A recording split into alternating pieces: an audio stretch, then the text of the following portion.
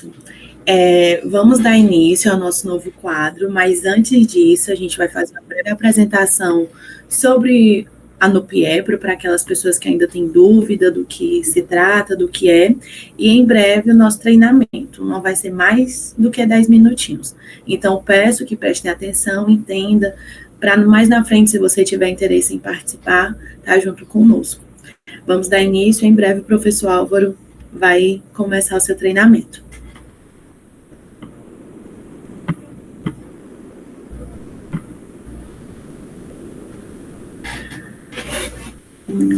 Bom, gente, a NUPIEPRO, Núcleo Piauiense de Estudantes de Engenharia de Produção.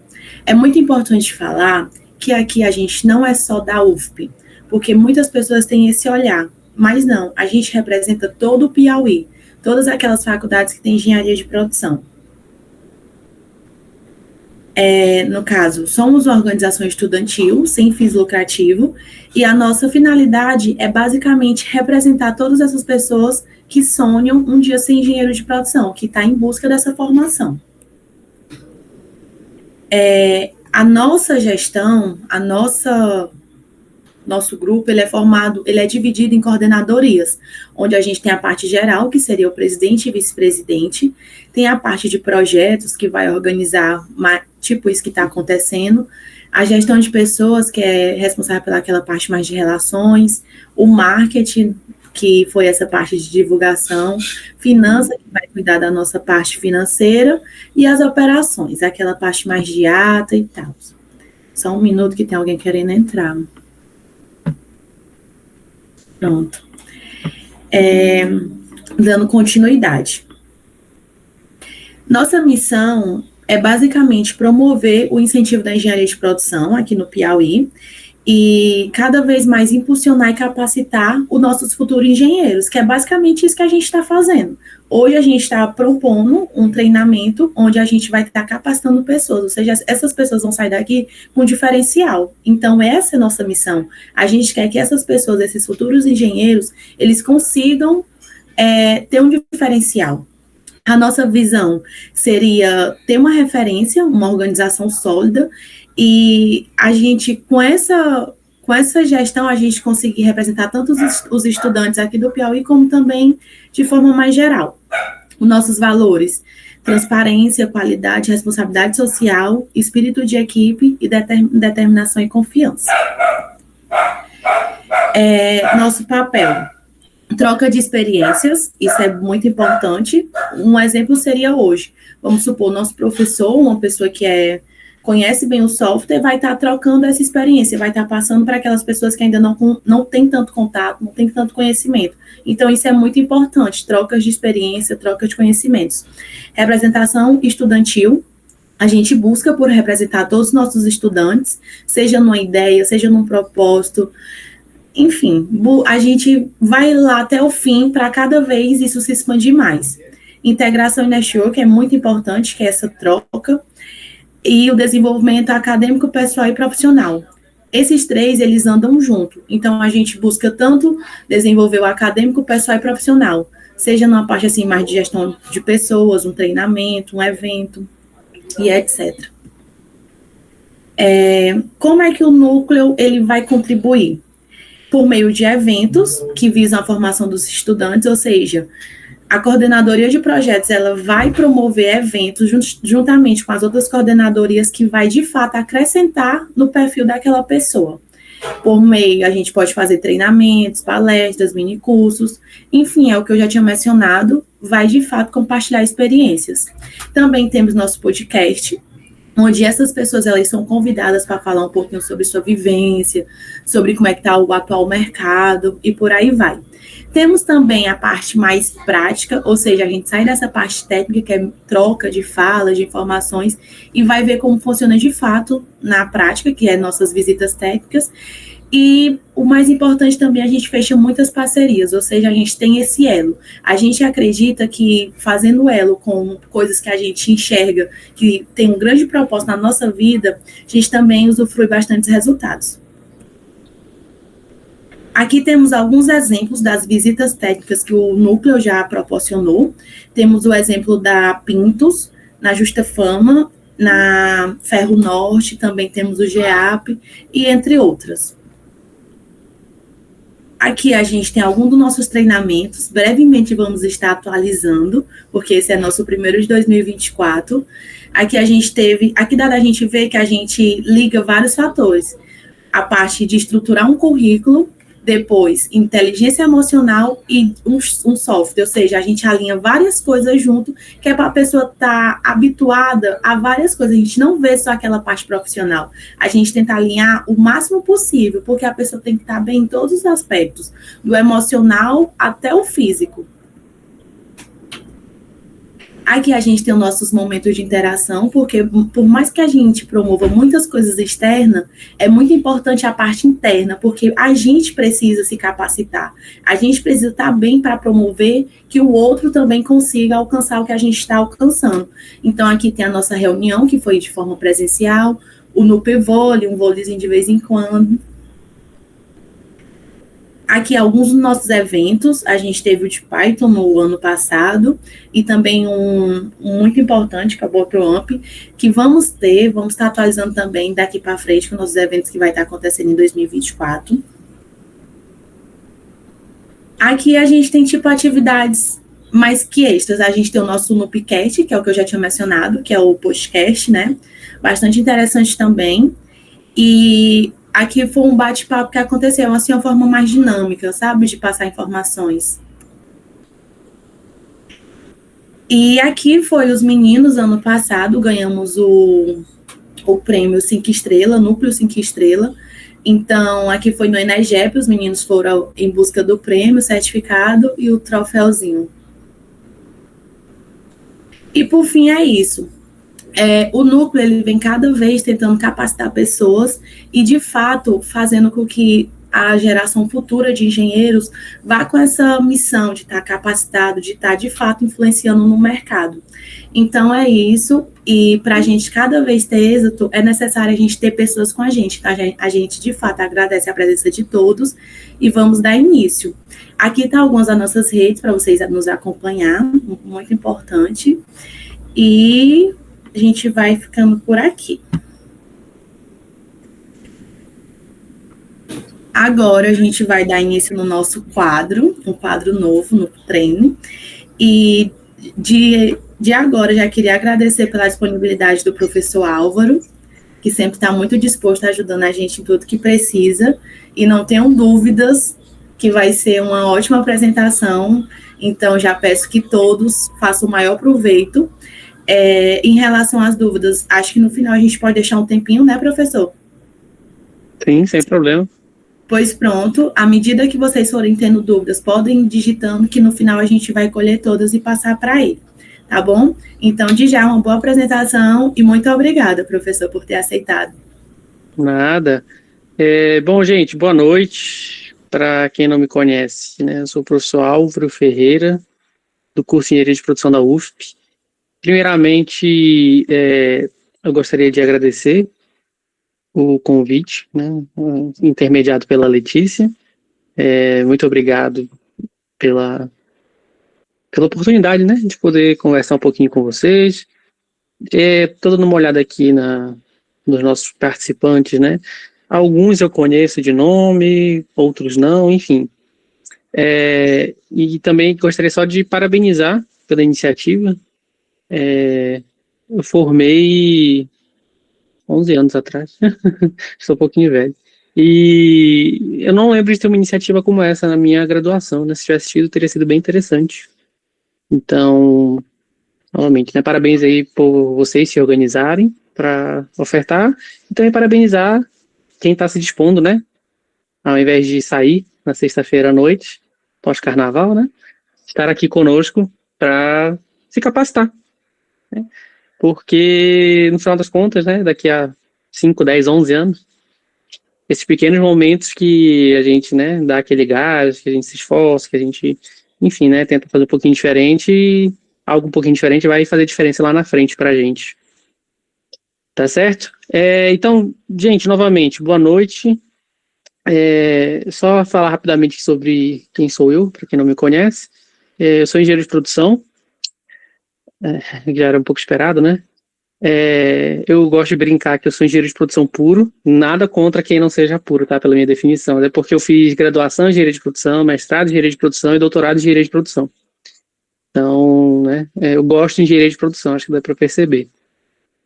E eu trabalho mais especificamente com a área de pesquisa operacional. Para quem não é do curso, ainda não chegou nessa parte do curso ainda, a parte de pesquisa operacional é a área mais quantitativa da engenharia de produção. É uma área onde a gente tenta analisar os processos, analisar as questões que geralmente são analisadas pelo engenheiro de produção, por um viés mais quantitativo. Esse viés quantitativo ele remete, né, a uma questão também mais computacional. Eu, particularmente, eu sou um usuário assíduo do R, não sei se vocês já ouviram falar. Não é tão famoso, popular quanto o Python, mas é uma linguagem de programação bem conhecida, e quem sabe aí, né, pode ter um NuPiTrain de R um dia, quem sabe. Enfim, além do R, né, um outro software que eu costumo utilizar bastante, tanto para ensino quanto para pesquisa, é o Arena, que é o nosso foco hoje. O Arena, ele é um software que é utilizado para realizar simulações discretas, análise de cenários, enfim, diversos tipos de análises. Ele é um software que geralmente ele é visto no curso de engenharia de produção, mas não necessariamente o Arena, tá? Só porque não vai que tem gente de outros cursos aqui que fala assim, eu tive disciplina de simulação e não vi o Arena, eu vi o ProModel, eu vi o Anylogic, eu vi algum outro software. Ok, a ideia é basicamente a mesma, assim. Então, o Arena é como se fosse um sabor novo, um sabor diferente para essa gama de softwares de simulação que existem no mercado. Cada software de simulação, ele vai ter seus pontos fortes, seus pontos fracos, vantagens e desvantagens. Por exemplo, né, na minha graduação, eu trabalhei com o ProModel, que, né, por exemplo, aqui na UFP, eu já ouvi falar que o Francis Milton, ele gosta de trabalhar, né, na disciplina dele, outro professor aqui da produção. O Arena eu fui mexer no mestrado, e acabei gostando, e por isso que eu uso ele até hoje. Então, se você já conheceu algum outro software de simulação, né, como ProModel, Anylogic, Flexim, entenda que você vai estar só tendo mais uma ferramenta à sua disposição, com, novamente, né, algumas vantagens, algumas desvantagens. Se você não viu nenhum software de simulação ainda, bem-vindo a esse mundo maravilhoso da simulação. Novamente, o Arena, a gente vai ver aqui algumas janelas, a gente vai ver alguns exemplos. Ele não é famoso por ser o mais bonito, nem a interface gráfica mais atualizada, mais recente, mais dinâmica, mas ele traz outras vantagens, sendo que uma das mais importantes é que ele tem uma das melhores versões gratuitas de software de simulação. Porque quando a gente fala de software de simulação, vou pegar o exemplo do AutoCAD também, né? Enfim, muita gente usa um AutoCAD alternativo, né, baixado de fontes duvidosas. Não sei se vocês já viram o preço de uma licença do AutoCAD, é bem caro. A mesma coisa aqui, né? Um software de simulação, uma licença, com desconto para professor, ou desconto para universidade, é na casa de 30, 40 mil. Então a gente acaba, geralmente, recorrendo às soluções gratuitas, legalizadas de preferência, né? E o Arena, ele justamente possui uma das versões gratuitas, né? No caso, ele chama de versão Student. Ele possui uma das melhores versões Student. Ele traz algumas poucas restrições, sendo que a mais importante não restringe tanto quando a gente está falando principalmente do campo acadêmico. Uma aplicação prática, de grande escala, já não seria viável. Mas, enfim. Bom, algumas pessoas que estão aqui já tiveram a disciplina de pesquisa operacional 2 comigo, e já viram um pouco a Arena. E elas vão poder falar que é difícil eu apresentar tudo que envolve a Arena em 2 horas. Então, o meu objetivo, obviamente, aqui não é qualificar e capacitar 100%, porque o tempo não permite. A ideia aqui é apresentar as principais funcionalidades, apresentar o antes e o depois da simulação, porque a simulação ela não é o objetivo final, né? Você não termina a sua análise, o seu estudo, quando você dá o play no simulador e ele executa. Tem toda uma análise pós-simulação. Também tem o pré. Então, eu quero trazer um pouquinho do pré, um pouquinho da simulação e um pouquinho da pós-simulação. Quero plantar algumas sementes, algumas dúvidas. Quero que vocês fiquem curiosos. Mas e se for assim? Mas como é que eu faço se for de tal jeito? Obviamente, eu vou tirar todas as dúvidas que surgirem hoje. Mas eu quero criar atiçar essa curiosidade sobre esse tipo de problema, esse tipo de programação. Bom, dito isso, eu vou precisar te falar sobre coisas que não estão diretamente associadas ao Arena, mas que são necessários para que você utilize corretamente o Arena, que é algo que eu também sempre bato nas minhas aulas. O uso em si do Arena, né, apertar os botões, preencher as caixas, existem diversos vídeos na internet que já apresentam isso. Então, novamente, não é exatamente o meu objetivo aqui mostrar onde vocês têm que apertar qual botãozinho para fazer o quê. Eu vou apresentar a interface de uma forma geral. Mas a compreensão do que você está fazendo, do porquê você está fazendo, do como você está fazendo, é isso que geralmente você não vai encontrar nos vídeos do YouTube, enfim, na internet. Na internet tem lá o manual, ela vai te dizer como utilizar. Mas o porquê você está fazendo isso, como você deveria fazer isso, qual a implicação de você fazer X ou Y, isso eu considero até mais importante. Então, eu vou focar, né, eu vou trazer alguns conceitos estatísticos, principalmente, alguns conceitos associados à pesquisa operacional. Não vou me aprofundar tanto neles, porque senão precisaria de horas e horas e horas de curso. Mas eu tentei trazer as informações assim, do jeito mais acessível possível para os leigos, mas novamente, né, é só a pontinha do iceberg. Bom, então a nossa apresentação está dividida aqui em 7 tópicos que vão cobrir, né, toda essa questão do pré, da simulação e da pós-simulação. Então a gente vai falar um pouquinho sobre o que é simulação, vai falar um pouquinho do Arena, algumas características, vai apresentar a interface, os blocos básicos que vão ser utilizados na construção dos modelos. A gente vai discutir um pouco como realizar a modelagem dos dados de entrada. Tem um exemplo realizado, um exemplo prático. Tem outros 2 exemplos que eu deixei de sugestão para você brincar, testar depois. E a gente vai discutir os relatórios de saída do Arena, né, após simulação.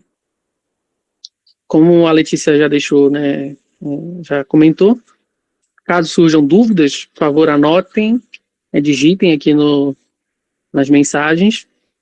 Se for algo simples, né, e eu ver aqui a tempo, eu respondo na hora, senão depois a gente volta.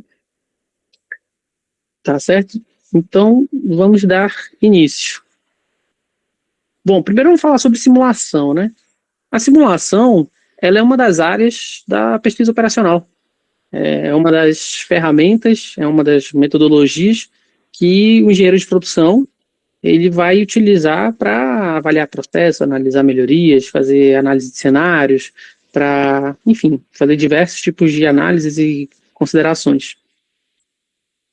A simulação, a própria palavra, né, se você pegar no dicionário, ela tem uma definição um pouco mais informal, né, de simular algo, fingir algo que não é realidade, né?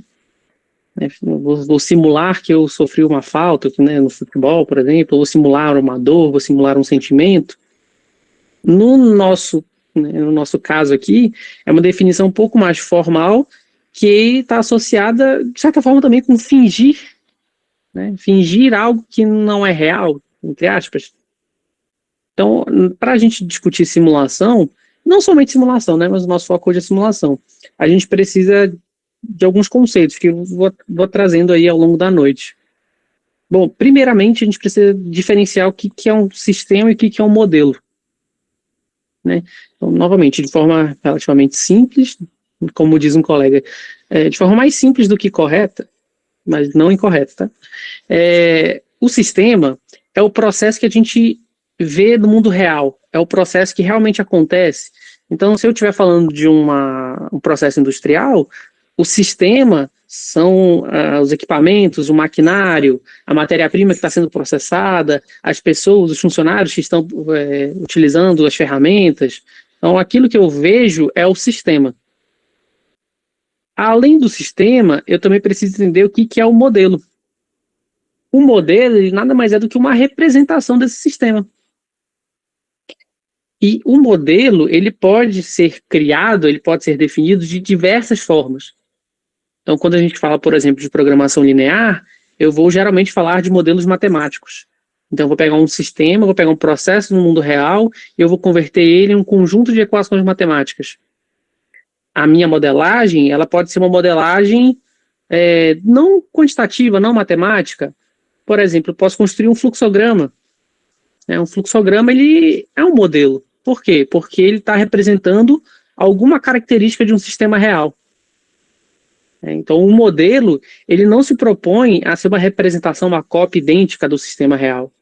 Ele se propõe a ser uma representação simplificada, mas que contenha todas as características, todos os atributos que sejam do meu interesse enquanto analista. Então, se eu tenho um interesse de entender o fluxo do processo, eu vou construir um fluxograma, né? Esse vai ser o modelo.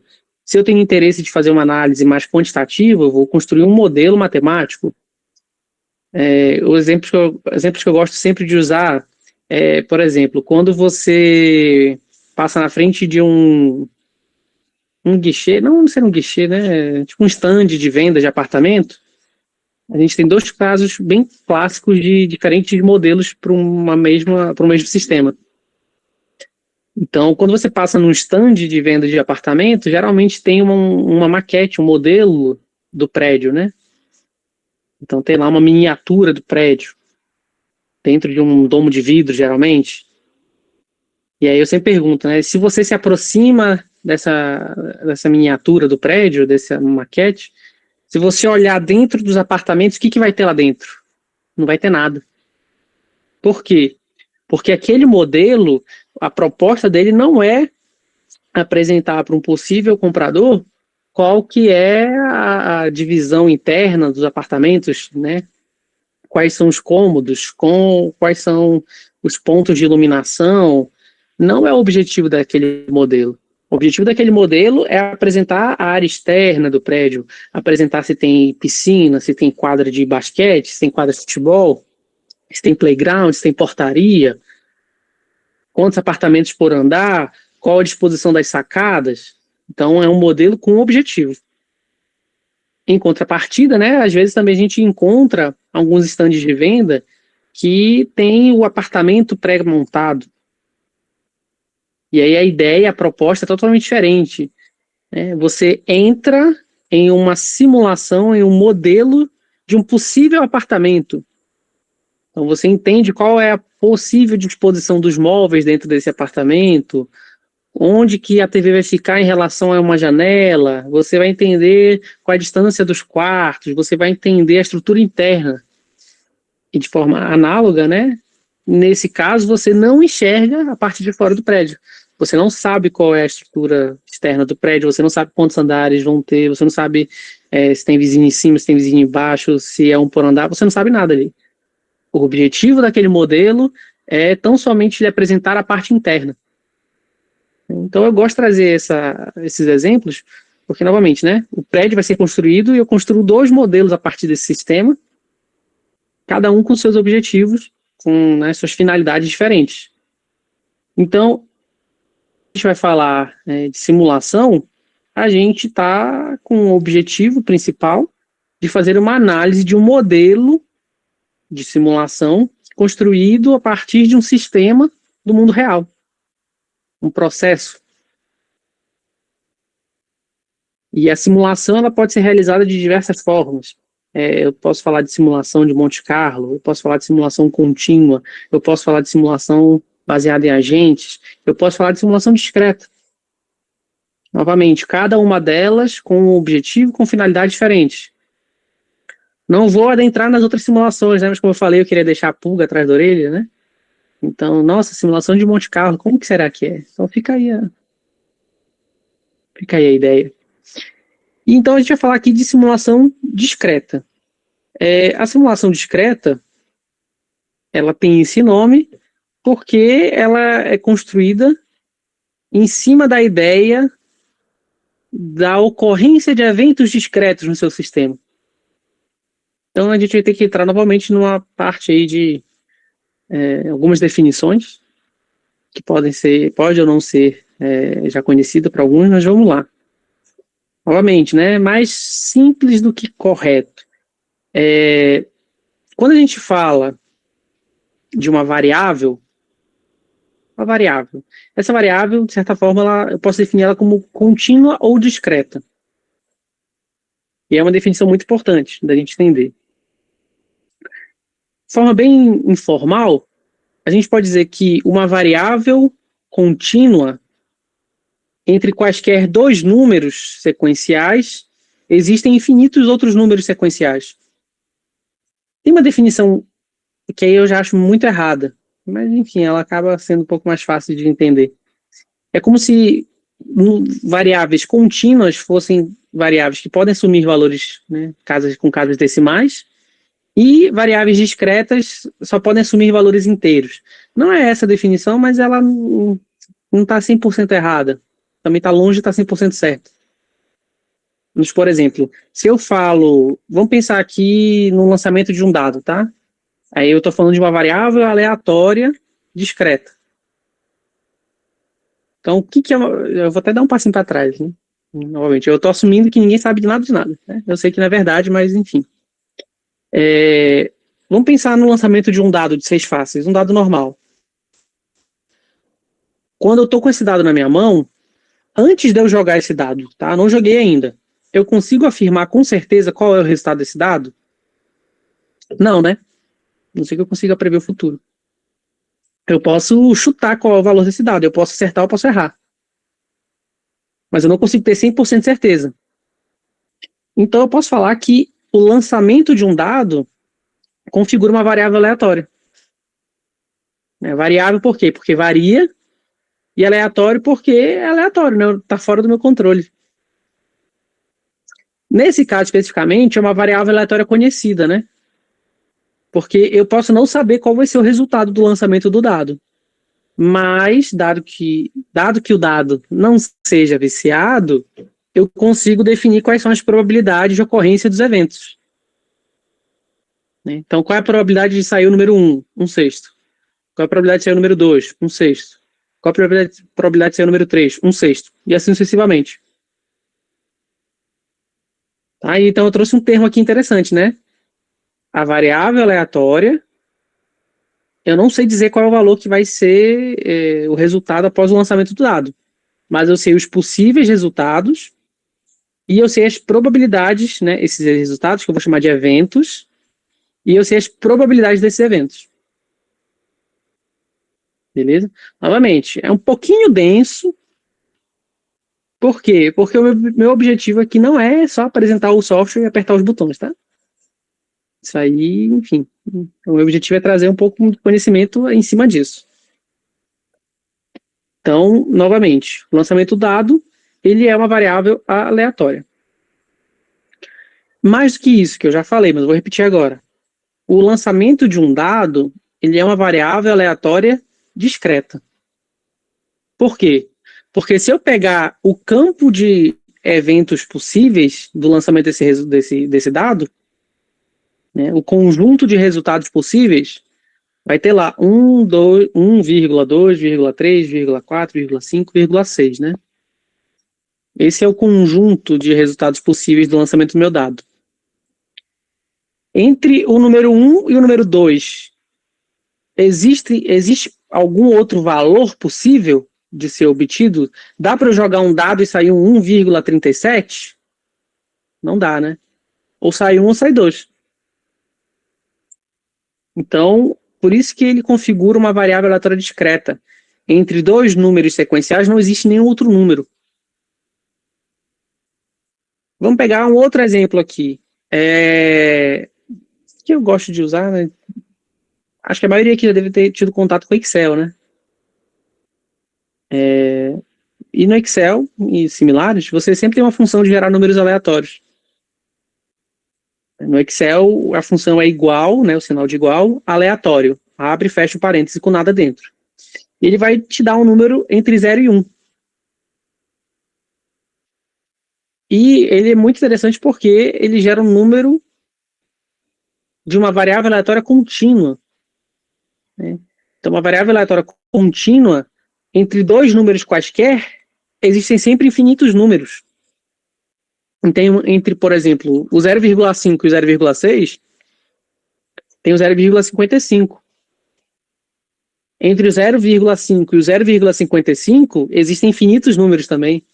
Tem o 0,5, 0,000000001, 0,5, 0,0000002, e assim sucessivamente, né? Eu usei, sei lá, 10 casas decimais, poderia usar 20, 30, 40, infinitas. E a definição de variáveis aleatórias contínuas, ela parece um pouco estranha, ela parece um pouco não comum em um primeiro momento, mas o mundo real, ele é quase que totalmente regido e controlado por variáveis aleatórias contínuas, né? E aí, por exemplo, somos 25 pessoas aqui, né, aproximadamente. Digamos que nós estivéssemos, né, presencialmente na mesma sala e a gente medisse a altura de todo mundo, usando, sei lá, uma balança que seja, ou uma fita métrica, tanto faz. E a gente medisse a altura de todo mundo. E aí, ao final dessa medição, a gente chegasse à conclusão que, por exemplo, 3 pessoas medem 1,75. Né? Então, teoricamente, tem 3 pessoas com a mesma altura. Mas, que é né, a questão que eu vou trazer, mas se a gente aumentar o número de casas decimais, ao invés de 1,75, 1,75, mais uma casa decimal que seja, 1,752, aí o outro vai ser 1,753 e o outro vai ser 1,758. Já não são a mesma altura, né?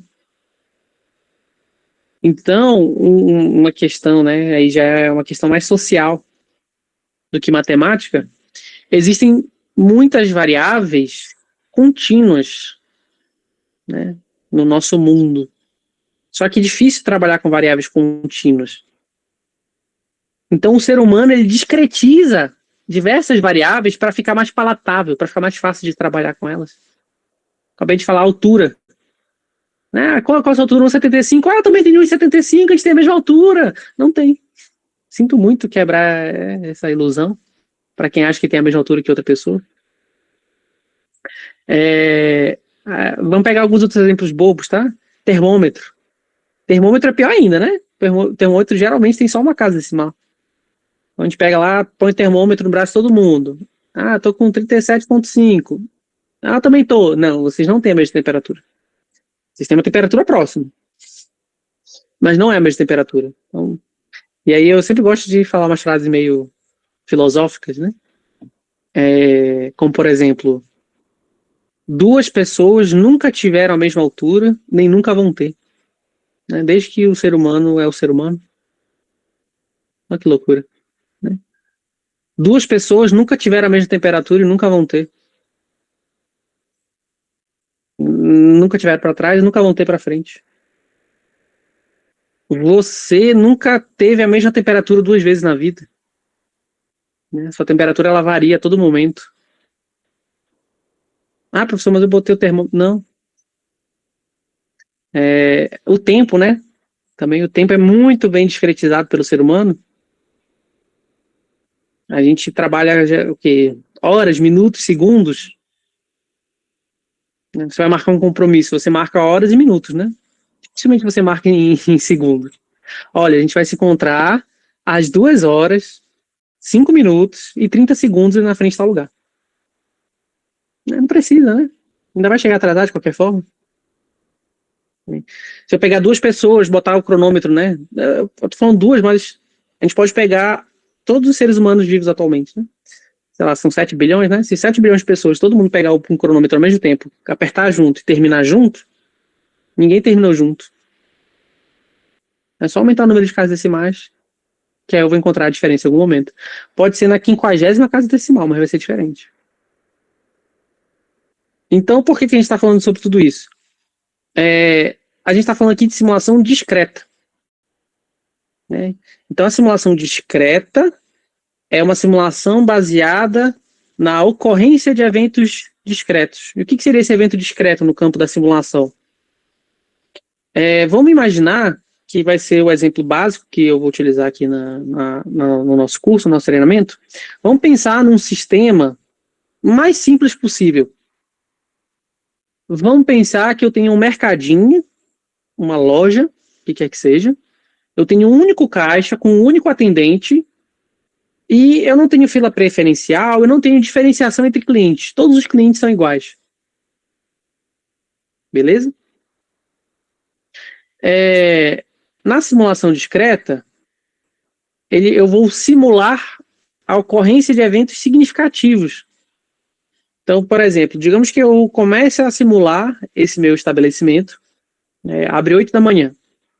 Abre 8 da manhã esse estabelecimento e eu só fico no caixa, tá? Eu não faço mais nada, só estou no caixa.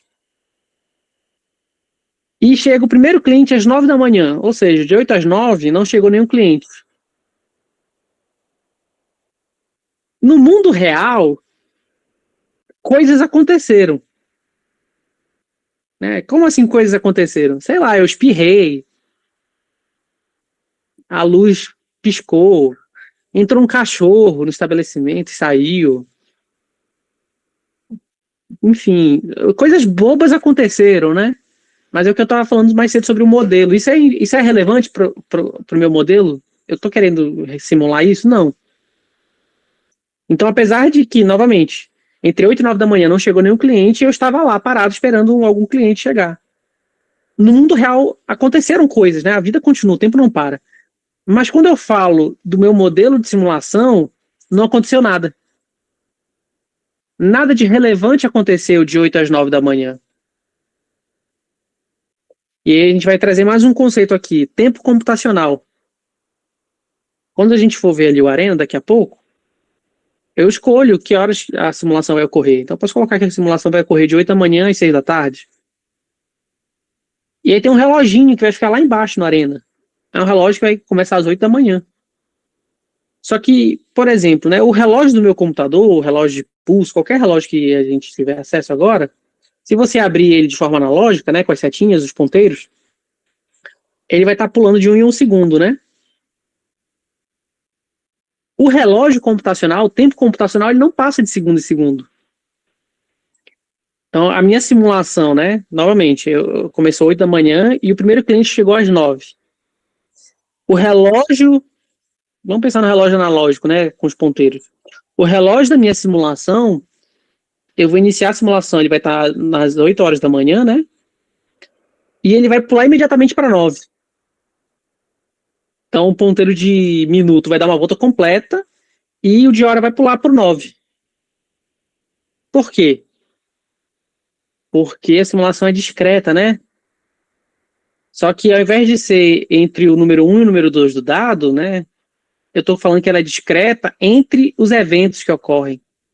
Então, 8 horas da manhã, o que aconteceu de relevante no meu sistema, no meu modelo, na verdade? O meu modelo iniciou. Então, isso aí é relevante. Aconteceu alguma coisa 8 e 1? Não. E 8 e 2? Não. 3? Não. 4. Vai acontecer alguma coisa relevante para o meu sistema só 9 da manhã. Então, o relógio da simulação, ele vai saltar de 8 da manhã para 9. Ou seja, ele vai saltar para o próximo evento discreto relevante, que é a chegada do cliente no meu sistema. E aí, ele vai pular de 9, beleza. Vamos dizer que o cliente chegou 9, e aí ele ficou pegando os itens, e às 9h05, ele entrou na fila, né, para pagar. Começou o atendimento no caixa. Então o relógio vai pular de 9 para 9h05. Digamos que 9h06 chegou o segundo cliente. Então o relógio vai de 9h05 para 9h06, para indicar que chegou um cliente naquele momento. E aí o atendimento no caixa termina 9h07. Aí, então vai pular de 9h06 para 9h07. Então nesse caso ele está indo de minuto a minuto, né? Mas, ou seja, o relógio de simulação ele sempre vai pular para o próximo evento discreto, relevante, significativo para o seu sistema. E aí volta a nossa definição. O que acontece entre dois eventos discretos sequenciais? Nada. Da mesma forma que entre o número 1 e o número 2 no dado não tem nada, entre 8 e 9 da manhã não aconteceu nada também. É um tempo que não é simulado, porque nada aconteceu, nada relevante aconteceu. Então, de uma forma, né, tanto quanto geral, isso que é uma simulação de eventos discretos. É uma simulação computacional, geralmente, né? Eu posso fazer ela não computacional, mas dá muito trabalho. É uma simulação computacional que vai simular a ocorrência dos eventos. E a gente vai entrar em algumas outras definições. Simulações de eventos discretos, elas geralmente são bem modeladas quando você está estudando um sistema de fila. E a gente precisa falar um pouquinho sobre teoria das filas. Teoria das filas é uma outra ferramenta, uma outra área da pesquisa operacional que busca analisar processos de filas utilizando modelos matemáticos. Só que quando a gente fala de teoria das filas, não é para pensar na fila do banco somente, ou na fila do supermercado, ou na fila da minha loja. Né? Um sistema de fila, ele pode ser, por exemplo, uma pilha de papéis que deve ser assinada. Ah, agora que eu vi, perdão, ficou meio escuro aqui a tela, né? É que... Deixa eu ver aqui. Não, professor, tá de boas. Né, parece que ligou o filtro de luz azul aqui. Aqui tá de tá assim? boas pra gente. Tá branco? Tá normal. A cor Vai. Tranquilo. Não, então tá. Obrigado. Tá ótimo. Bom, então, continuando. A fila, ela pode ser, né, uma pilha de papéis aguardando para ser assinada. A fila pode ser um estoque de peças aguardando para ser processada. Né? A fila, ela não necessariamente remete a uma fila indiana de pessoas aguardando, né, algum tipo de atendimento. Então, quando você tem esse tipo de processo produtivo, ou de processo, ou de serviço que seja, é um bom processo para ser modelado por simulação discreta. E aí você vai pensar assim, então simulação discreta não é aplicável no meu serviço porque eu trabalho num salão de beleza. Eu adoro usar salão de beleza como exemplo. Errado. Você pode enxergar um salão de beleza como um sistema de filas. Não, porque eu trabalho em uma indústria, então não tem fila. Tem fila. Não tem uma máquina que processa diversas, né, matérias-primas ou matérias semi-acabadas e elas ficam aguardando para ser processadas. Isso é uma fila. Não, mas... Enfim. Poderia ficar a noite toda aqui dando exemplos bobos, mas... quase qualquer processo de atendimento ou de processamento de matéria-prima, de material, de pessoas, não vou falar 100%, porque, enfim, né, sempre tem as exceções, mas grande parte desses tipos de processos podem ser modelados como sistemas de filas. Logo, você pode modelar por teoria das filas e você também consegue modelar por simulação discreta. E a ideia da simulação é você tentar enxergar o processo de maneira mais abstrata possível. Então, para a gente, na hora de simular, de um ponto de vista de uma análise mais genérica, abstrata, não tem diferença entre um caixa de um supermercado, uma cabeleireira cortando um cabelo e uma máquina que está cortando chapa de metal. Olha que loucura, né? Todos são a mesma coisa, né, na sua essência.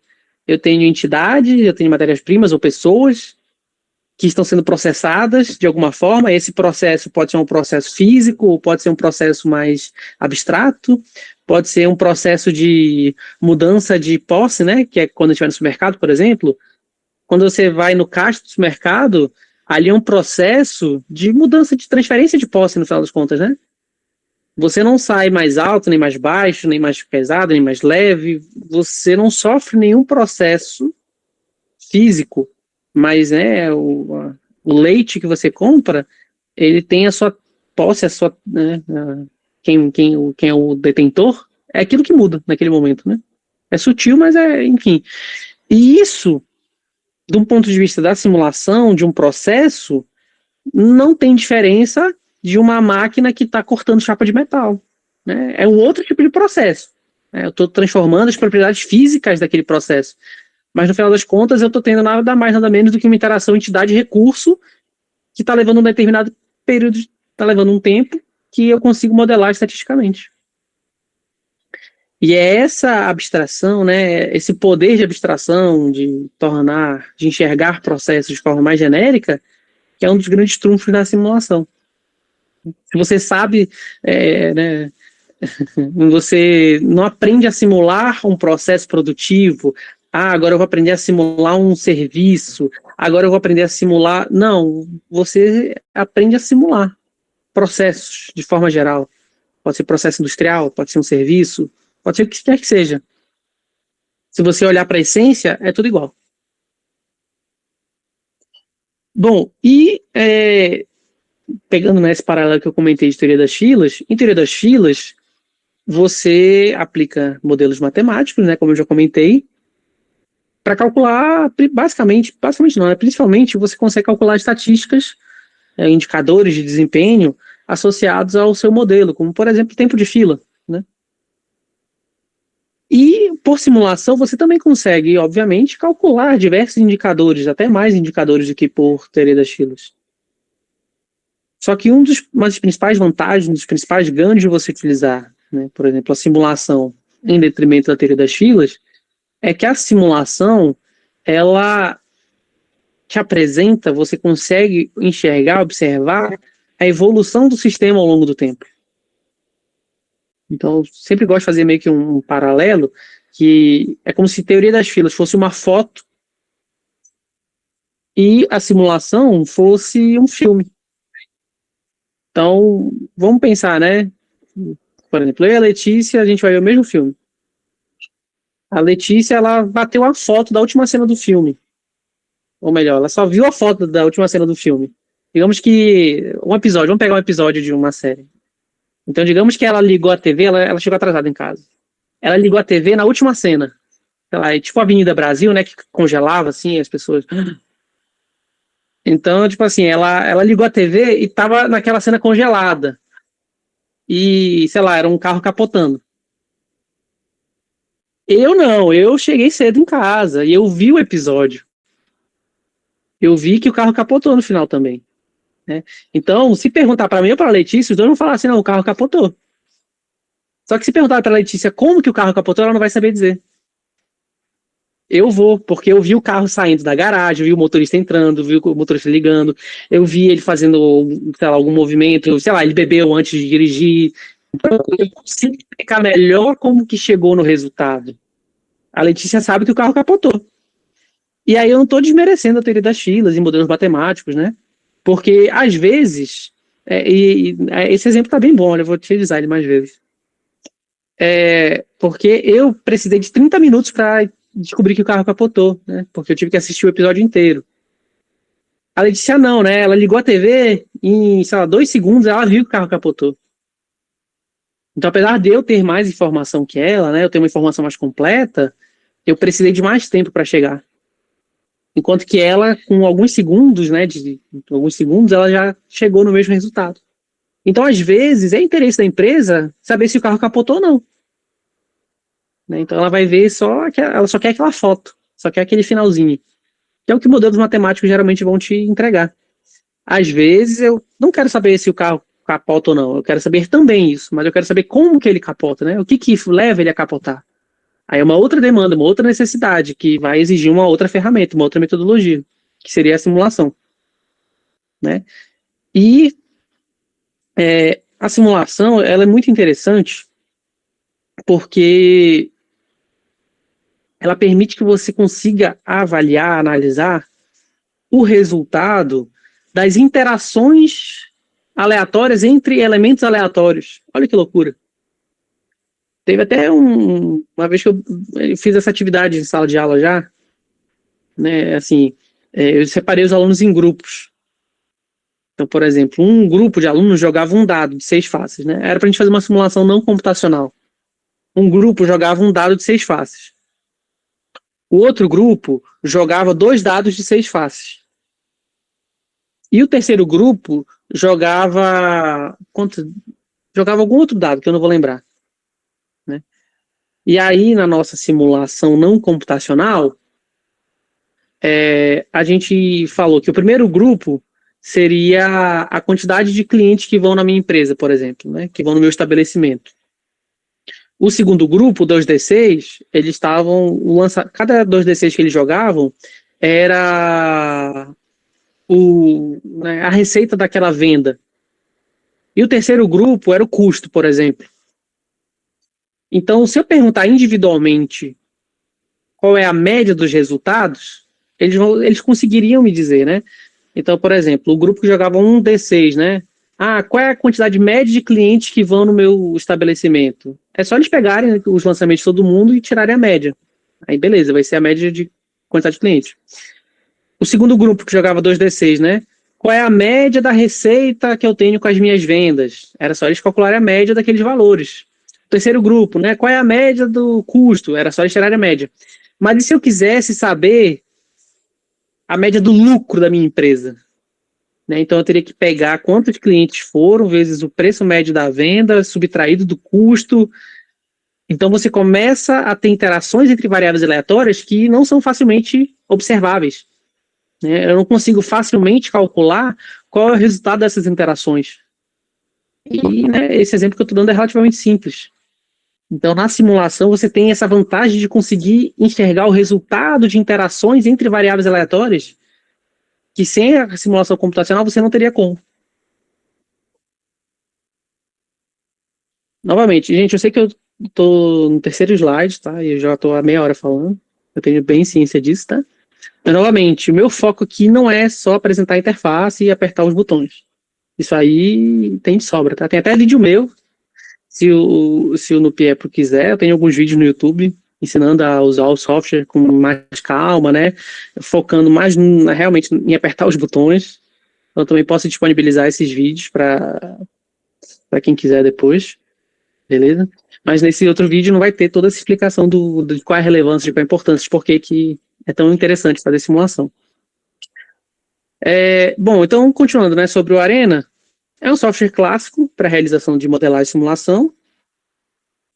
Clássico no sentido tanto de muito conhecido e também clássico no sentido de meio velho já, sabe? A interface dele não é a mais bonita. Tem o Flexin e o Anylogic, que são os que, assim, de cabeça que eu conheço, são mais recentes. Eles têm uma interface bem mais palatável, bem mais atraente para o usuário, mas do ponto de vista de funcionalidade não deixa nada a desejar. Como eu comentei já, a versão gratuita dele possui algumas limitações, dentre elas a principal, que foi que eu coloquei aqui, é a de 150 entidades no sistema. Eu vou falar um pouquinho mais sobre a entidade daqui a pouco, mas de forma geral é como se a entidade fosse o cliente do seu supermercado, por exemplo. Então, não é que a simulação está limitada a 150 clientes por dia ou por simulação. Ela está limitada a 150 clientes dentro do seu sistema em determinado momento. Então, em nenhum momento você pode ter mais de 150 clientes. E como eu falei, é um pouco difícil você ter esse tipo de situação acontecendo, né? No mundo real. Professor, mas o Matheus, em dia de pagamento, né, em dia de... Ok, realmente você provavelmente não vai conseguir modelar e simular o Matheus no dia do pagamento. Mas em outros dias, ao longo do mês, eu acho difícil você ter mais de 150 pessoas ali dentro.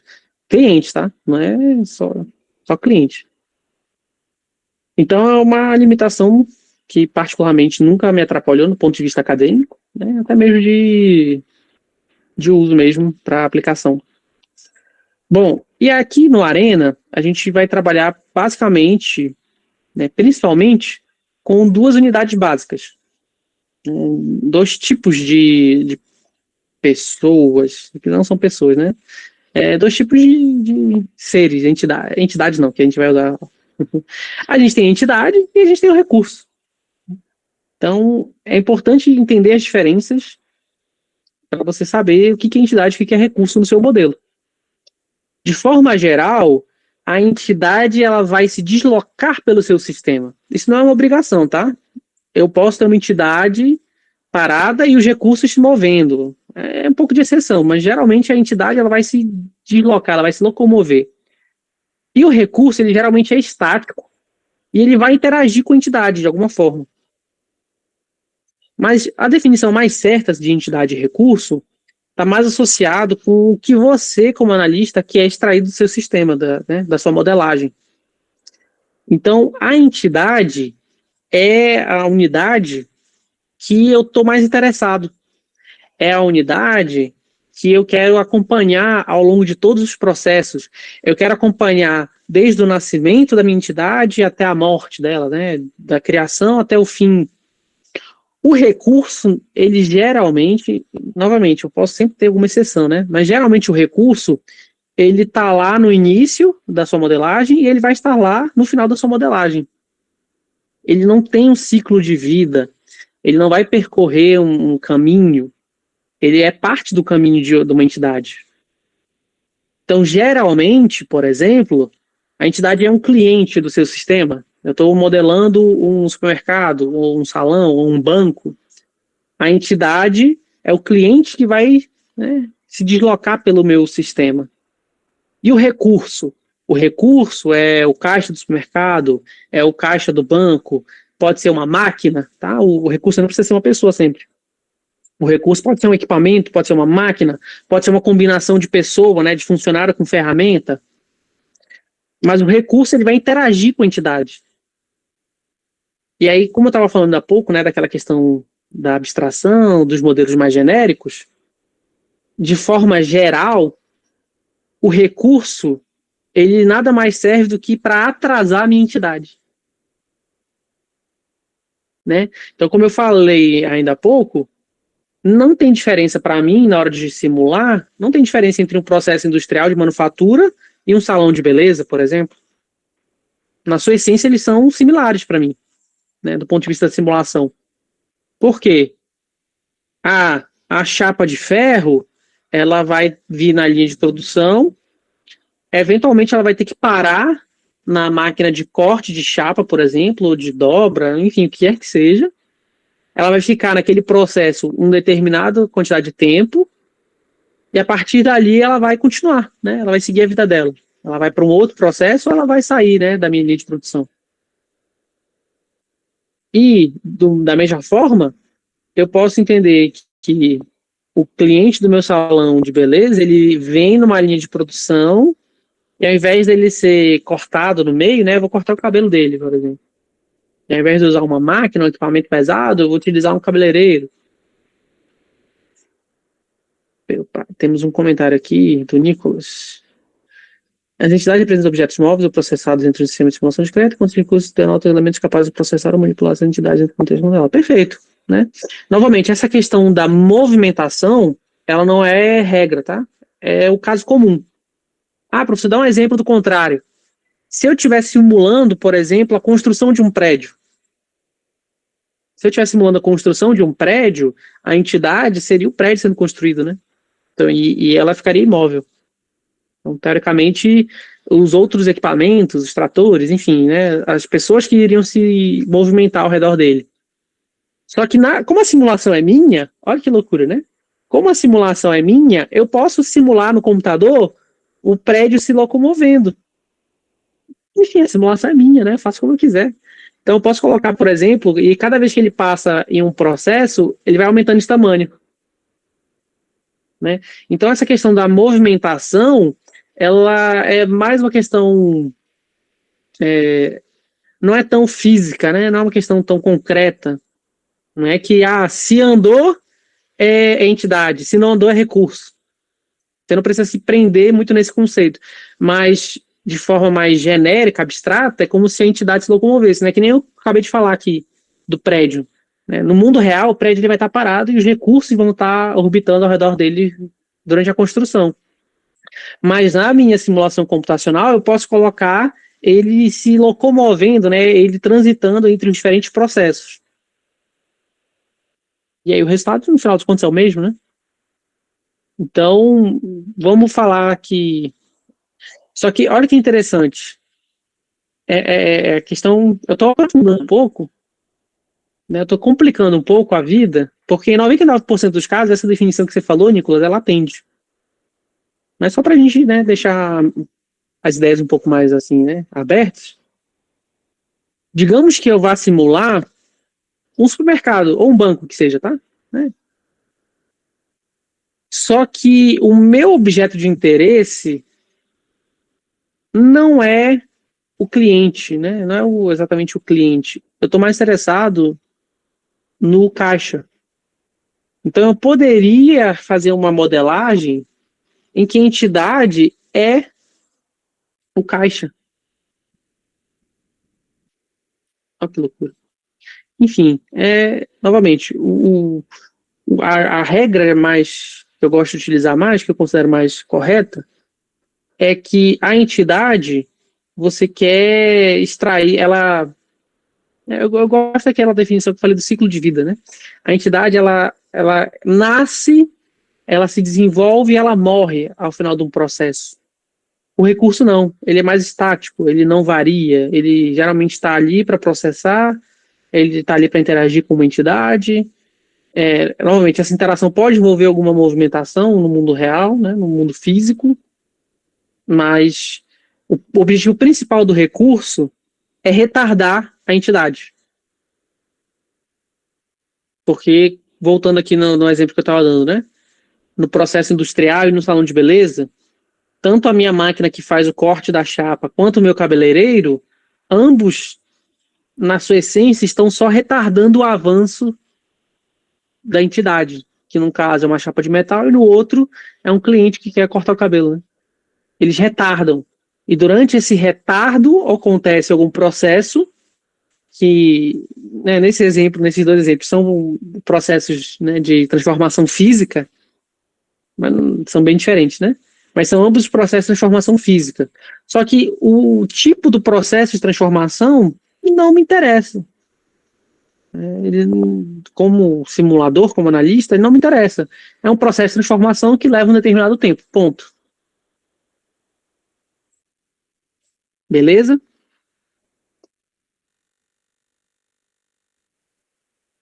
Então. Professor, por aqui. E outra coisa, batemos 30 pessoas, viu? Olha só. 31 no momento. Palmas pra gente. 23 inscrições e mais do que metade, né? 50%. Quase 100%, né? Só 3 pessoas. Muito bom. Pedro quer fazer alguma pergunta? Ele levantou a mão.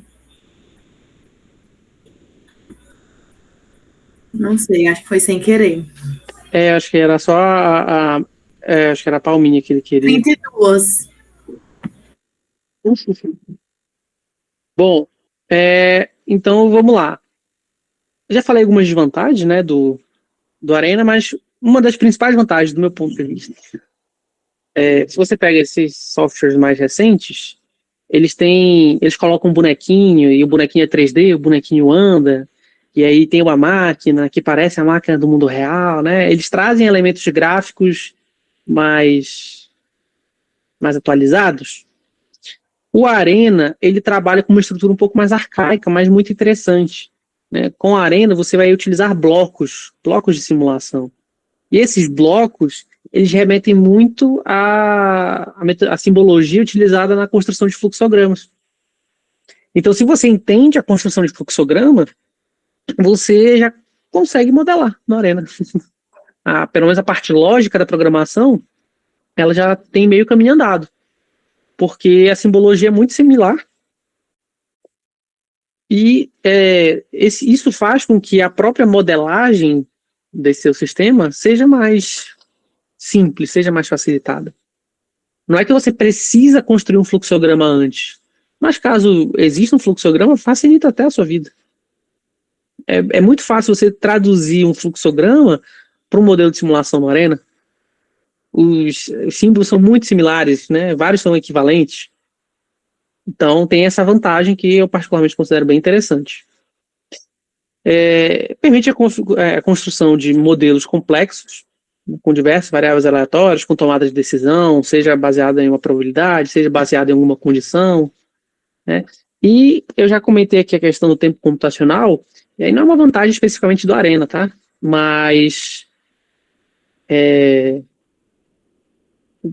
software de simulação, de forma geral, eu já comentei, né, do relógio de simulação, que quando você inicia a simulação, o relógio literalmente parece um relógio com o tempo passando. E esse tempo, ele não está vinculado ao tempo real.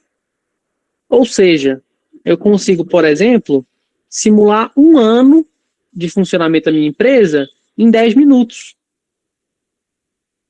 Né? Enquanto que no mundo real, se eu quiser saber o resultado de 1 ano de processos, eu tenho que esperar 1 ano, né? Quando eu falo de simulação, eu não preciso. Eu posso simular 10 anos em 10 minutos. Ah, e aí se eu fizer uma alteração, eu simulo de novo. Que é uma das vantagens da simulação que eu vou falar um pouquinho mais para frente. Bom, agora eu vou falar um pouco sobre o software em si, tá? As imagens que eu tirei aqui para nossa apresentação são baseadas na versão 15 do Arena.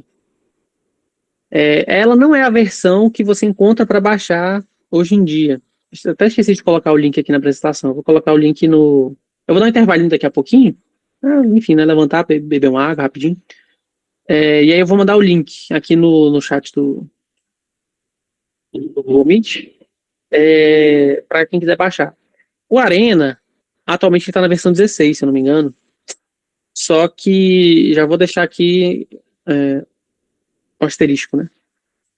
Até a versão 15, os relatórios de saída da simulação, eles eram apresentados dentro do próprio Arena, utilizando uma ferramenta do SAP, enfim. Ele cria um relatório dentro do próprio Arena.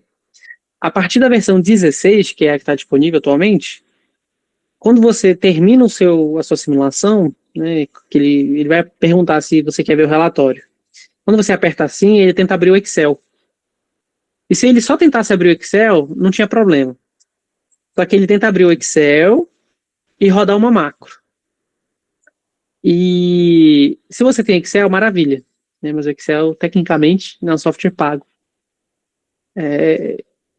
E o fato de utilizar macros do VBA, Excel, faz com que você não consiga utilizar um LibreOffice, por exemplo, ou um WPS.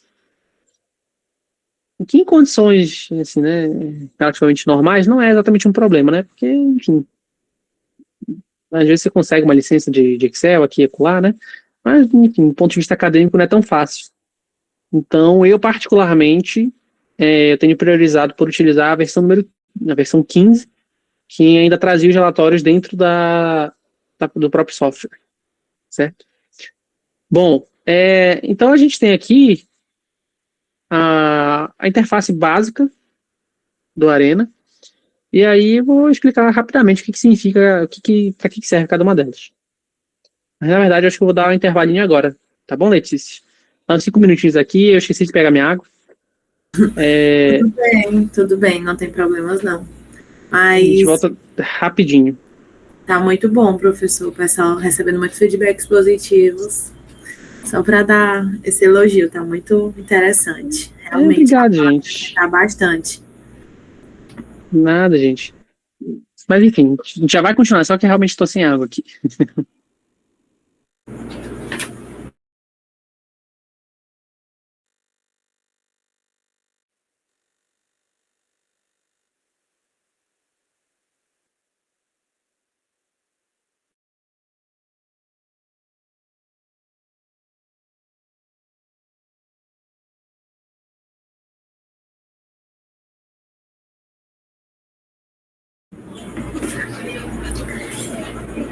Gente, e lembrando, nosso treinamento tem certificado. Ao final, vou disponibilizar o link de presença. E aí, vocês preenchendo, dias após o certificado chega, tá bom? Vai dar tudo certo. Então, fiquem até o final para garantir seu certificado. E também muitos conhecimentos, né? E aí, vocês estão gostando? Mandem no chat. Algumas pessoas me mandam no WhatsApp, mas vamos mandar aqui também.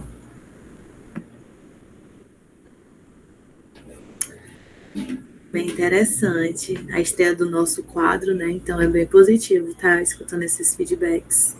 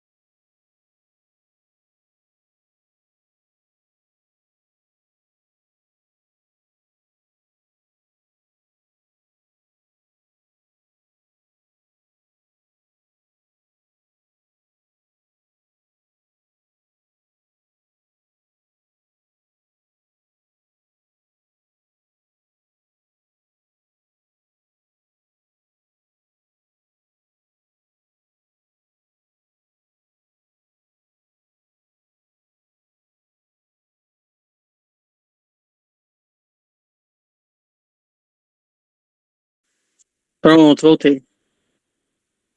Agora estou aguado, hidratado. Bom, gente, então vamos lá, né? A interface básica aqui do Arena eu dividi em 3 áreas. Então a gente tem a área de construção do modelo, que é essa área, esse grande quadrado. À esquerda a gente tem a área dos blocos. Então a construção de modelos no Arena basicamente envolve você clicar nesses blocos e arrastar eles para a área de construção do modelo. Igual, por exemplo, não sei se vocês conhecem o Visage, né, é um software de construção de fluxograma. Então, de forma bem similar, você vai clicar nos blocos, arrastar eles e conectar para construir o seu modelo de simulação. E aí, esses blocos eles são divididos em algumas categorias. Eu vou apresentar hoje, especificamente, e nem vão ser todos, né? Vou apresentar os blocos básicos, que envolvem. É o básico que você precisa para construir um processo, que já atende grande parte dos processos que geralmente são analisados. E você tem ali embaixo, né, uma área que eu chamei de área de tabela, que é algo que não é tão... se você não souber, você não vai descobrir. Mas o Arena, ele funciona em cima de uma linguagem de programação. Então assim, eu sei mexer no Arena, mas eu não sei programar. Você meio que está programando quando você está utilizando o Arena. Quando você arrasta os blocos e conecta e preenche os campos, você está fazendo uma programação indireta. E no final das contas, o Arena ele é uma interface gráfica para uma programação de simulação. Se eu não me engano, a linguagem de programação é a CMAN. Você está programando em CMAN, só que você não sabe.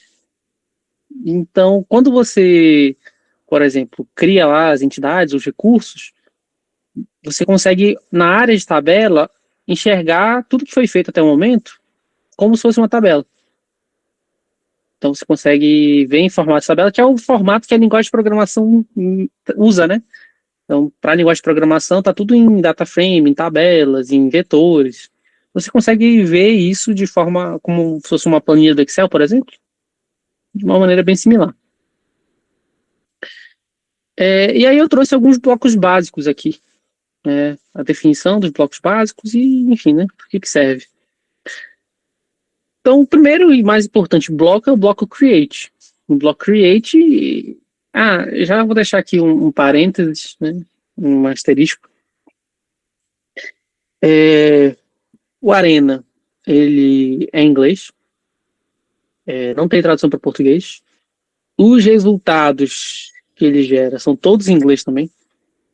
Então, quando eu era estudante de graduação, já ficava martelando na minha cabeça, né? Lá em 2008, quando eu entrei na graduação, já falavam que só na minha cabeça que eu tinha que aprender inglês, porque inglês era o idioma do futuro, não sei o quê, e que quem não soubesse inglês não ia conseguir se inserir no mercado de trabalho, blá, blá, blá, blá, blá, blá.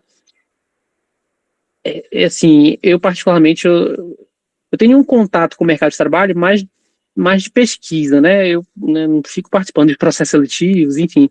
Mas a minha percepção, né, o pessoal do NUPIEPRO aí pode ajudar. A minha percepção é que, né, eu vou falar que 2008 tem que 16 anos, né? 16 anos atrás, o inglês já não era um diferencial tão grande, né? Era meio que uma obrigação. Hoje em dia, o inglês, tipo assim, você nem está concorrendo, sabe? Se você não sabe inglês, você não está na disputa. Não é diferencial. O inglês ele é o mínimo para você disputar. E não é aquele inglês assim, você sabe falar inglês? The book's on the table, não. Então, é básico, né? O diferencial é você ter um terceiro idioma, um espanhol, um francês, um italiano, um alemão. Então, ao invés de você pensar assim, é inglês, que preguiça, eu vou ter dificuldade. É o contrário, tipo assim, inglês? Então tá, então eu preciso saber inglês o suficiente para conseguir usar esse programa. Né? Então, já fica aí a dica, né? Dica / aviso. Inglês não é para você fechar a cara e falar assim, inglês, que chato, vou procurar um em português. Não, é o contrário. Bom, então vamos lá. Primeiro, o bloco create, ele cria as entidades que vão chegar e percorrer no nosso sistema, né, no nosso modelo. Então, é a partir dele que a simulação inicia. E como eu falei, né, a simbologia do Arena remete muito à simbologia dos fluxogramas, né? Então, esse aqui especificamente, né, o fluxograma que eu gosto de desenhar, ele inicia com um símbolo oval, né, como se fosse uma elipse, mas aqui é como se fosse uma setinha iniciando. E aí, não é uma especificidade do Arena, tá? Mas o método de criação de entidades para o modelo de simulação, ele utiliza o método Bootstrap. Como assim? Novamente, eu vou explicar o suficiente para entender, mas não para ter compreensão total, né? Para dar aquele atiçar a curiosidade. Vamos imaginar que eu tenho uma máquina. Olha que loucura, né? É meio louco, tá? Mas não vai fazer um sentido. Volta lá no meu mercadinho, tá? Eu tô lá no caixa. Vamos dizer que na frente desse meu mercadinho tem uma máquina que fabrique pessoas. São os clientes do meu sistema, né? Os clientes do meu mercado. Tem uma máquina. Então, quando eu dou play na minha simulação, vou até usar o exemplo que eu já estava falando, né? Que horas que vai sair a primeira pessoa da máquina? Quem lembra aí?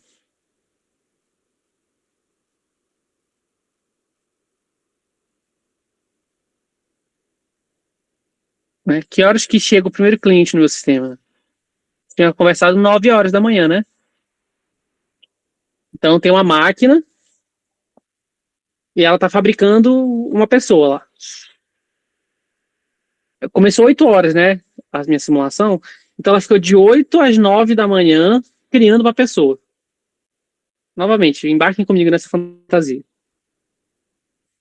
Da 9 da manhã, a máquina abre e sai uma pessoa.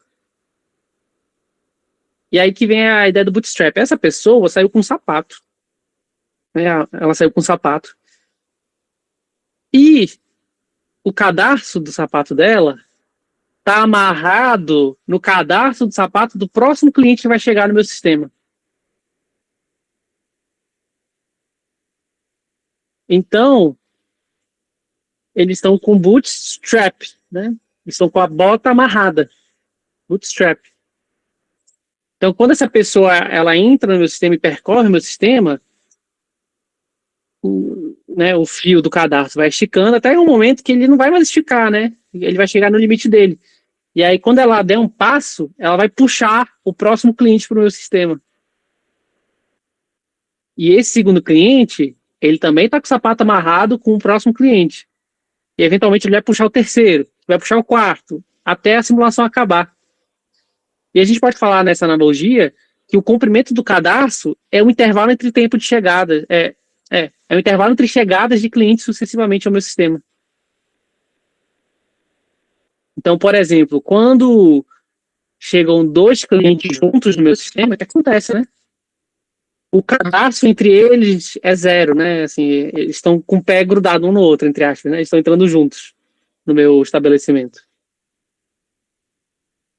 Mas se chega um cliente 10 segundos depois, então eles tinham um cadastro de um determinado tamanho, curto, né? E se o próximo cliente leva 1 minuto para chegar, o cadastro é um pouquinho maior.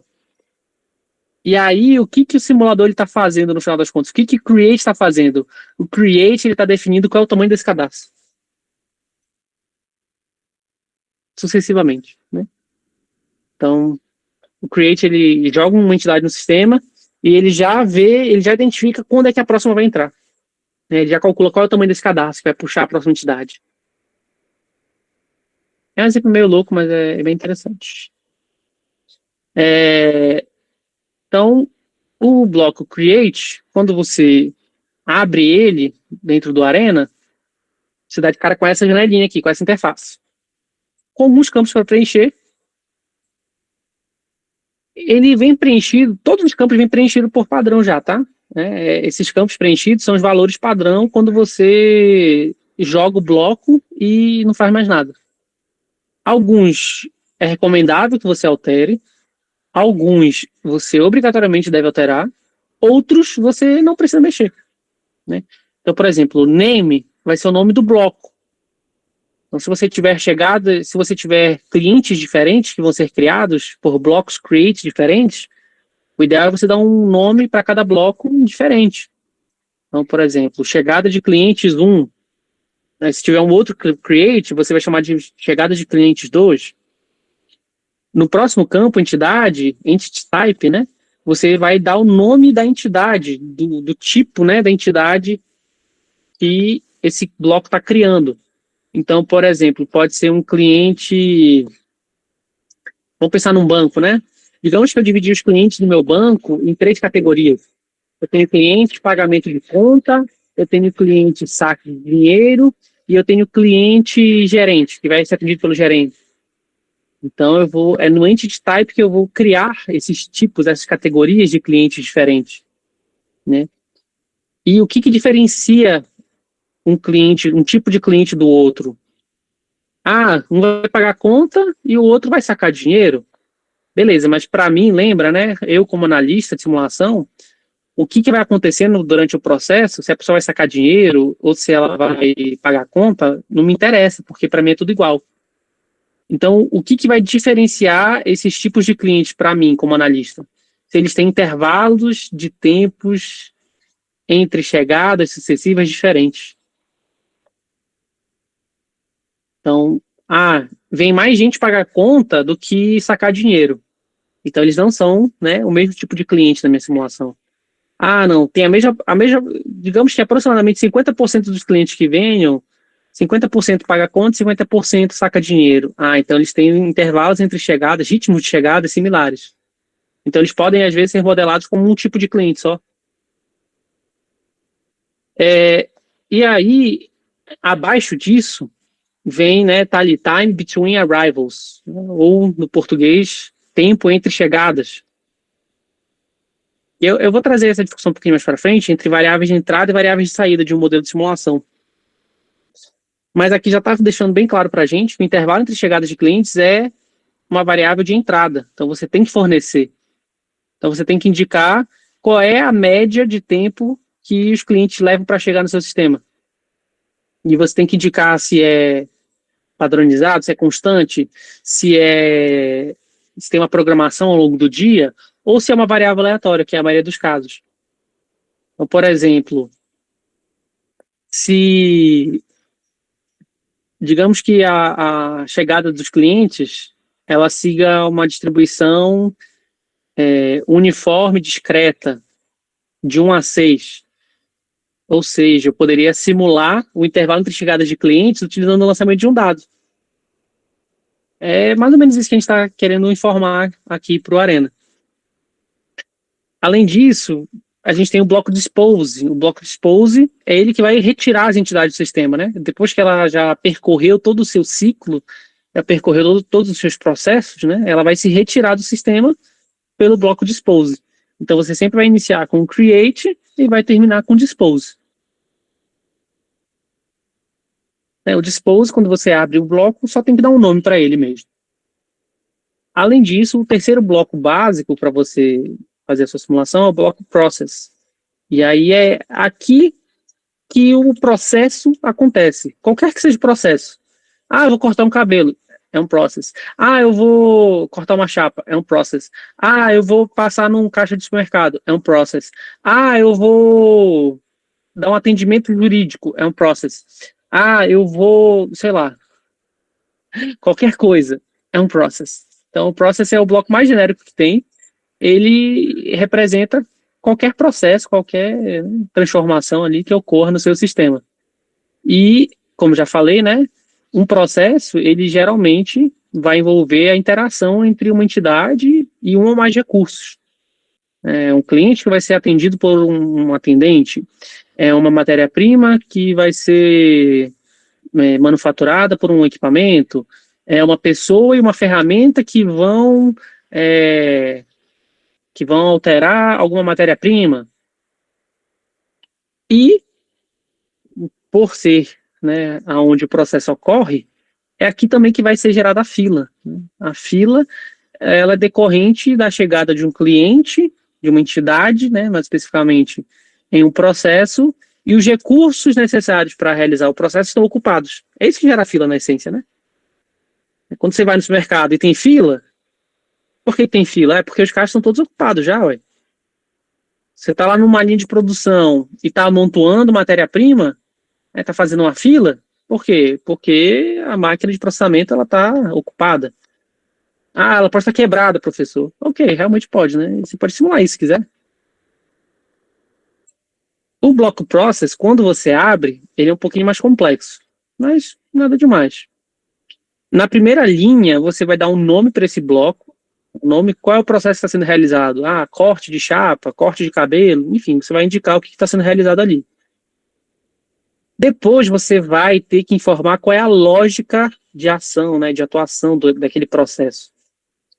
A lógica mais comum, não é ela que vem marcada por padrão, tá? Mas a lógica mais comum é a Seize Delay Release, né, que é a que está apresentada aqui. O que significa Seize Delay Release? Né? Ela está identificando um processo como 3 etapas. Ela está dividindo um processo em 3 etapas. Na primeira etapa, que é o seize é prender, né, agarrar. Então, no seize, o recurso, aí você pode imaginar desse jeito, tá? A analogia é como se o recurso agarrasse, né, prendesse uma entidade. O delay é o tempo que ele vai prender ela, que ele vai segurar, e o release, ele solta ela. E aí, quando ele solta a entidade ela vai continuar no seu caminho, e o recurso ele fica disponível para dar seize para prender outra entidade. Então, aqui que é aquela parte genérica que eu comentei mais cedo, que um processo de manufatura ou um corte de cabelo, todos eles são vistos da mesma forma do ponto de vista da simulação. Basicamente, eu tenho um recurso que está dando um seize, né, que está prendendo uma entidade, retardando o avanço dela e depois libertando. E aí, nessa janelinha, quando você usa o Seize Delay Release, você tem que acrescentar os recursos. Então, você vai clicar ali em adicionar e você vai criar o recurso. Basicamente, aqui você vai indicar qual é o nome do recurso, em Resource Name, e você vai definir a quantidade de entidades que ele processa por vez. Então, por exemplo, se essa for um equipamento que processa em lote, então você vai colocar aqui de quantas peças que ele vai conseguir processar. Se for um cabeleireiro que consegue cortar 2 cabelos ao mesmo tempo com as 2 mãos, então você vai colocar aqui 2, por exemplo, né? Mas por padrão é 1. Depois que você adiciona o recurso, você vai aqui embaixo, né? Delay Type. Então, novamente, o corte de cabelo, o corte da chapa, passar as compras no supermercado, um atendimento jurídico, um atendimento médico, né? Uma cirurgia, por exemplo. Tudo isso, no final das contas, é um delay para a gente, né? Você está só segurando a entidade uma determinada quantidade de tempo. Então, aqui no Delay Type, que você vai indicar o que rege esse processo. É um atendimento constante, porque eu posso estar simulando um processo produtivo que envolve automação. Então, o processo leva 30 segundos sempre. Então, você pode indicar aqui que é 30 segundos. Quando envolve seres humanos, geralmente está associado a tempos aleatórios. Então, você pode indicar aqui qual é a variável aleatória que rege esse atendimento. Da mesma forma lá que você preencheu o intervalo entre chegadas, você vai aqui preencher o tempo de atendimento. Aí, outro bloco bem interessante é o bloco Decide. Ele é um bloco de tomada de decisão. E essa decisão, ela basicamente pode ser tomada em razão de uma probabilidade ou de uma condição.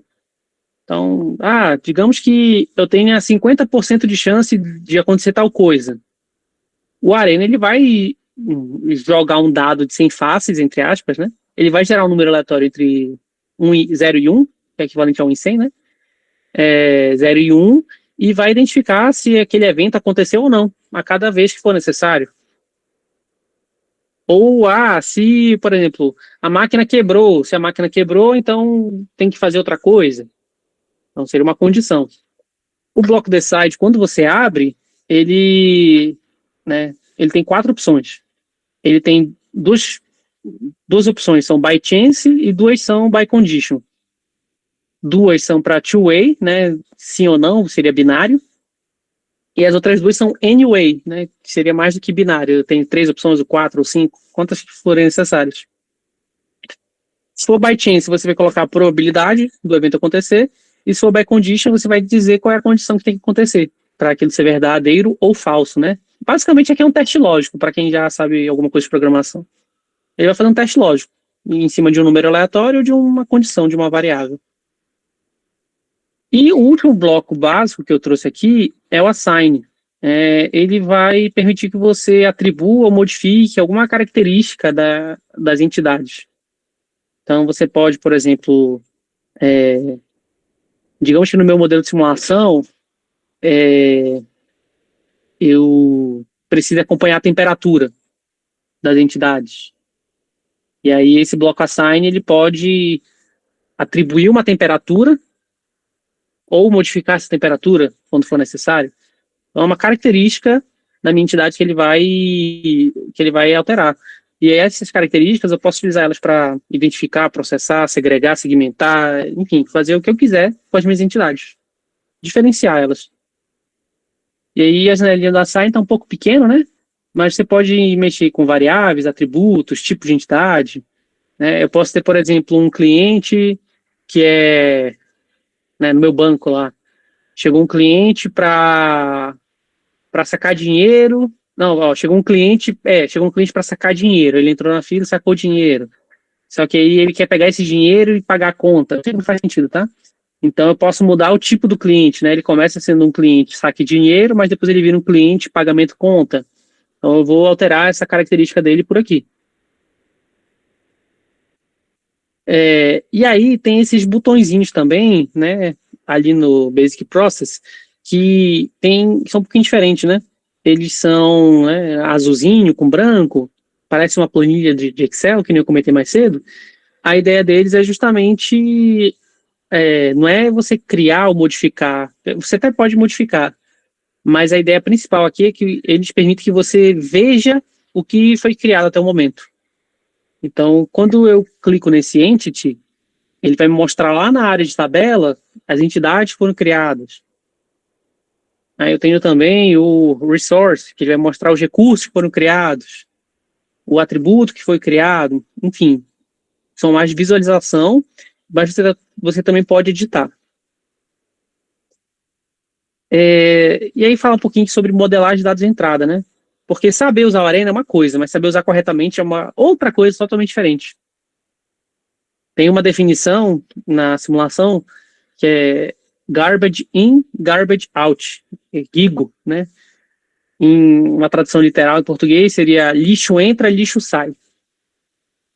Ou seja, você pode ter o melhor modelo de simulação do mundo, né, bem ajustado, corretamente, ele tá verificado, tá validado, ele faz sentido, ele tá correto, mas se você utiliza dados ruins para modelar, você vai ter resultados ruins no final das contas. Né? Se lixo entra, lixo sai. Se você entra com dados lixo, seus resultados são lixo também. Então, por isso que eu quis botar esse tópico aqui, né? Só para falar um pouquinho sobre os dados de entrada. Os dados de entrada, eles são extremamente importantes para que a sua simulação seja bem sucedida. Você tem que identificar quais são os dados de entrada do seu modelo, né? Assim, de forma bem básica, o mínimo que você precisa para fazer uma simulação de um processo simples são os intervalos entre chegadas e os tempos de atendimento. Ah, professor, e o tempo de espera na fila? Não é variável de entrada, isso é variável de saída. Né? O tempo de fila, ele é consequência da chegada dos clientes e do atendimento deles posteriormente. Por exemplo, fila geralmente é confundido como variável de entrada, mas é variável de saída. É variável de desempenho do seu sistema. Então, o mínimo que você precisa para modelar um sistema são valores, né, informações associadas ao intervalo entre chegadas e os tempos de atendimento. E é importante ter um tratamento estatístico adequado nessas variáveis de entrada para você garantir que não está entrando lixo no seu modelo. Se entrar lixo, vai sair lixo, né? Como a gente já discutiu. Se o seu modelo ele possui pelo menos uma variável aleatória de entrada, né? Se tem algum elemento aleatório ali na sua modelagem, então, com certeza, os resultados do seu modelo eles também vão ser aleatórios. E essa aleatoriedade ela exige um cuidado, um tratamento um pouco especial, né, estatisticamente falando. Então, por exemplo, eu trouxe aqui algo relevante, algumas informações relevantes, né? Tamanho de amostra. Qual o tamanho amostral ideal? Bom, a literatura recomenda entre 100 e 200 amostras. Mas se for muito, o que você pode fazer? Você pode fazer uma amostra prévia, né, uma coleta prévia entre 10 e 20 amostras e usar o cálculo do tamanho amostral para determinar qual é o tamanho final das amostras. Então, você calcula ali, você coleta ali 10 amostras, joga aqui na equação, a equação às vezes vai te falar 30, 40, então você não vai precisar fazer 100. Mas é importante você tomar cuidado com o tamanho da sua amostra. Se uma amostra muito pequena, ela não é significativa. Então, os seus resultados também não vão ser significativos. Outra questão também que você tem que tomar cuidado é de entender os seus dados, né? Seja avaliando outlier, né? Valores extremos, valores estranhos. Também sempre recomendo fazer uma estatística descritiva para ver a média, o máximo, o mínimo, moda, quartil, amplitude, para você identificar se não tem, para você entender mais os seus dados. O próprio Arena, quando você instala ele, mesmo na versão Student, ele vem com um Input Analyzer. O Input Analyzer, ele é um software que você vai utilizar para fazer o teste de aderência das suas variáveis de entrada do modelo. Novamente, vai ficar bem estatístico agora, tá? Mas é importante. Quando você coleta, por exemplo, os intervalos entre chegados ou os tempos de atendimento, né, que são as variáveis de entrada do seu modelo, o seu objetivo, como analista, é identificar uma distribuição de probabilidades conhecida que se ajuste bem, que se adapte bem aos seus dados. Então, sempre comento, intervalos entre chegadas geralmente se ajustam bem para uma distribuição exponencial. Então, o Input Analyzer, ele vai lhe ajudar, né, essa é a janela básica dele aqui, ele vai te ajudar a identificar qual é a melhor distribuição de probabilidades para os seus dados.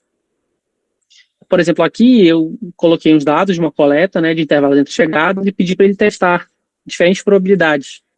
E aí, não sei se está dando para ler ali, mas está escrito Expo, né? Expo 25.8, então ele está indicando que esses dados eles se ajustam a uma distribuição exponencial, só que você tem que dar uma olhada no p-valor também, né? Você tem que ter um p-valor maior que 5%. Aí já é bem statistiquês, né? Mas você tem que fazer uma validação estatística dos seus dados. Probe estatística 2, exatamente, muito importante. Aqui eu já testei os dados de um tempo de atendimento, por exemplo.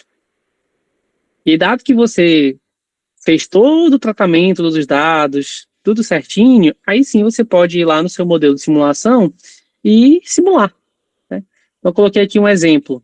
Um sistema bem simples, né? Por exemplo, uma fila do caixa de uma padaria, em que eu tenho um tipo de cliente só, e aí eu já fiz a coleta de dados, tratamento, já fiz o teste de aderência, e cheguei à conclusão de que esse intervalo entre chegadas de clientes segue uma distribuição exponencial com média 25,8 minutos. E eu tenho uma fila única de atendimento com um atendente, e eu também fiz toda a coleta de dados, tratamento e teste de aderência, e cheguei à conclusão de que esse atendimento segue uma distribuição gama, 15,2 e 1,19 minutos. E aí eu quero fazer 100 replicações, né, de 8 horas de trabalho, né? Ou seja, eu quero fazer 100 simulações de um dia de trabalho de 8 horas. E aí eu posso ir lá na Arena, né, e fazer essa modelagem. Então, o bloco Create com a chegada do cliente, o bloco Pagamento de compras com o processo de atendimento, e o bloco Dispose, né, o saída de clientes para os clientes que saem do meu sistema. Então, eu vou lá no Create e preencho, né, 25,8 ali, ó, Random Expo, exponencial em minutos. Aí eu vou lá no bloco Process e crio um recurso, que é o atendente 1. E eu defino ali embaixo que o atendimento dele é uma gama. E eu crio o Dispose com a saída de cliente. Só que eu quero simular 8 horas, né? Então eu tenho que ir lá nas configurações da simulação e colocar ali em cima, né? Número de replicações, 100 replicações.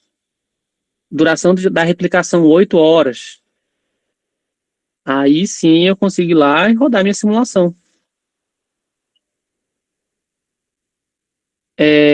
Eu coloquei aqui outros 2 exemplos para vocês brincarem e testarem depois os resultados. E aí, para a gente finalizar, os relatórios. Então, quando você termina de rodar a sua simulação, na versão 15, né, que eu já comentei, ou na 16 também, na 16 ela vai abrir no Excel. Você tem acesso a um relatório com os resultados da sua simulação. Então, o que são variáveis de saída, né? Tempo médio em fila, tamanho médio da fila, quantidade de clientes atendidos, taxa de utilização dos recursos. Então, tudo isso e muito mais são variáveis de saída, né? Variáveis de desempenho do seu sistema. E como eu já comentei, sempre que você tem uma variável aleatória na entrada do seu modelo, né? Você vai ter variáveis aleatórias como resultado do seu modelo também. Quando você fala de variáveis aleatórias, é importante você trabalhar mais do que a média, né? Então, se eu faço 100 simulações, digamos que eu quero saber o tamanho médio da minha fila, né? Eu vou só pegar cada simulação e tirar a média do tamanho da fila. Aí eu vou ter o tamanho médio da fila. Só que o tamanho médio, ele é um pouco enganoso. Porque ele não representa particularmente bem todas as simulações, né? Ele é uma média, uma medida pontual. Então, recomenda-se sempre você trabalhar com intervalo de confiança. Eu trouxe aqui de forma bem resumida a intervalo de confiança, né? Então, o intervalo de confiança, ele é um intervalo, como o próprio nome diz, em que a média populacional, que é o MI, ela vai estar entre a média amostral menos esse meio intervalo, que é o H, e a média amostral mais esse meio intervalo, com 95% de certeza. Ou seja, você tem 95% de certeza de que o valor real da população está dentro desse intervalo, o que é muito mais interessante, muito mais relevante do que uma simples média, né? Então, eu coloquei aqui os resultados da simulação do exemplo 1, e aí quem quiser rodar depois, né, e testar, os resultados sempre vão dar o mesmo, tá? Apesar de ser aleatório, o Arena ele garante essa replicabilidade. Então, quem rodar esse modelo de simulação do jeito que está apresentado aqui no PowerPoint, vai chegar nesses mesmos resultados. Fica aí esse desafio. E, gente, por hoje, era isso que eu tinha para trazer para vocês. Novamente, muito obrigado no Pietro pela oportunidade. Tive que correr um pouquinho no final, porque quem já me conhece sabe que eu sou muito falão, né? Eu gosto de falar, ainda bem que eu sou professor. Enfim, mas espero que tenha atiçado um pouquinho aí, tenha sido interessante. Mas é isso, gente. Quem tiver alguma dúvida aí, pode ficar à vontade. Pronto.